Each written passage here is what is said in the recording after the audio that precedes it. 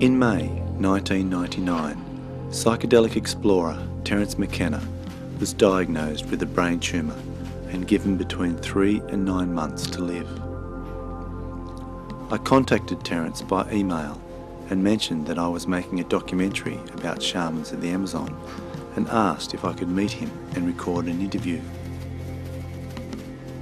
Flying back home from the Amazon on December the 9th, 1990, just 4 months before he died, Terence gave me one of his last interviews at his home on the Big Island of Hawaii.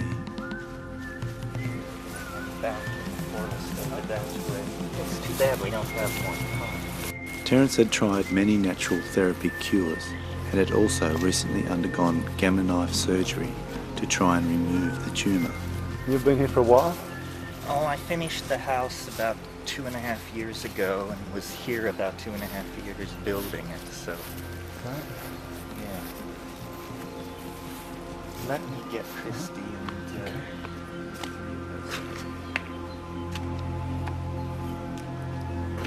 Everyone was hoping for a miracle.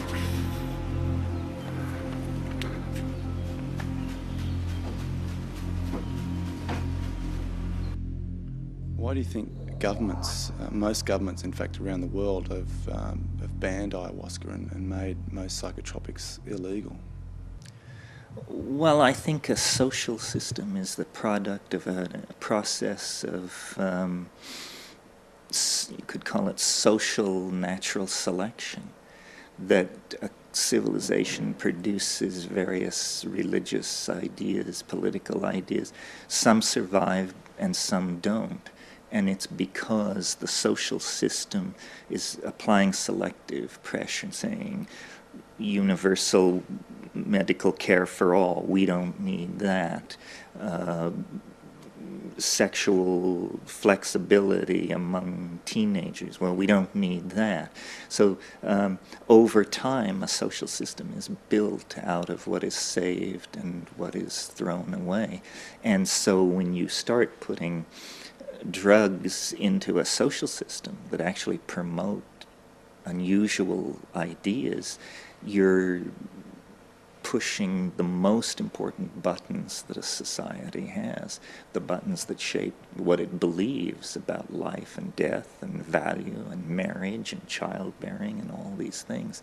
And so that's very sensitive stuff and inevitably becomes a point of contention. And societies will arm wrestle over that, up to and including putting you away for 20 or 30 years for a half a gram of grass or something. The war on drugs that America's sort of pushing around the world, what do you think the effect is of that, and who's really behind it, do you think? Well, wasn't the struggle against communism a kind of struggle against ideas and who thinks what and who is permitted to believe that people should be paid more than $3.80 an hour for whatever labor they're asked to do and some of this other stuff. So capitalism, if it doesn't have enemies, it will create enemies. It will point out these people or these people. And so I think it's a thing like that, that it's a struggle to control the political agenda. And I'm not a Marxist, I don't have much patience with that, but I do think how Marxism has talked about the value of work and worth and the productivity of the masses and all that rhetoric carries right over into the so-called war on drugs, which is really a war against other people's values. It's a continuation of the Holocaust and cultural genocide and all the other efforts made by the phenomenal success of capitalism to shove its agenda down other people's throats. What do you feel about the fact that people could be put in jail for 12 years for drinking this stuff? Well, it's a disturbing tendency. I mean, it means that at least the U.S. government has made a decision somewhere to push hard against this, which is always the first strategy. The first strategy is push hard against some trivial thing, cannabis or LSD or something like that. And then once defeated in that strategy. Then there is usually a period of negotiated, an effort to create some kind of negotiated settlement, and then once that fails, there's usually a squaring off, and the issue is minimalized and translated into something trivial, and we move on to the next great social issue. Crazy. It's crazy.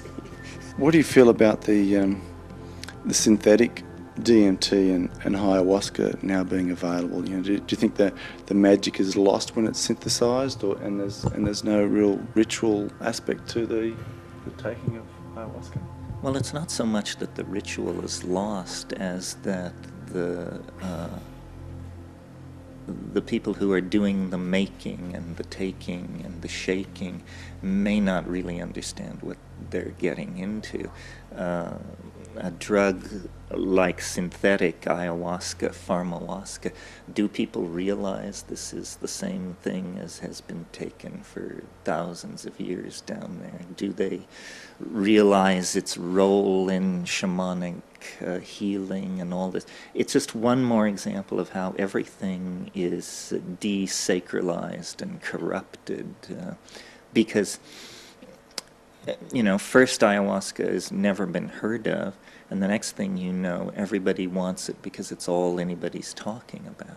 So it goes from this mystery to being a kind of a fad or a rage, and then it becomes an income source. And once it becomes an income source, it's a commodity like journalism, sex, aluminum, whatever is being peddled on the open market. I would prefer to see ayahuasca remain at the status, let's say, of peyote, in the where the native peoples who are into it sort of keep the faith, understand how to make it, and talk about it.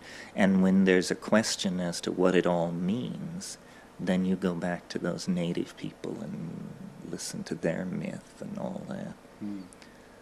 There is data to show that ayahuasca is medically effective against malaria and intestinal parasites and things like that. So really, it's a basic part of this native medical system. And if instead of trying to put everybody in prison, we actually try to do research on this stuff and find out how it works and how it affects various conditions, we would probably extract its benefit much more quickly. Mm-hmm. Yeah. Okay, so what about the combination of ayahuasca and the psychotria viridis? That seems to be a magic combination. How is it that the DMT is able to be absorbed in the stomach, whereas if you could just explain that relationship? Well, it involves the interrelationship between a brain-mind system that has had all the monoamine oxidase taken out of it pharmacologically. And all these psychoactive drugs seem to have a bigger, more dramatic impact in the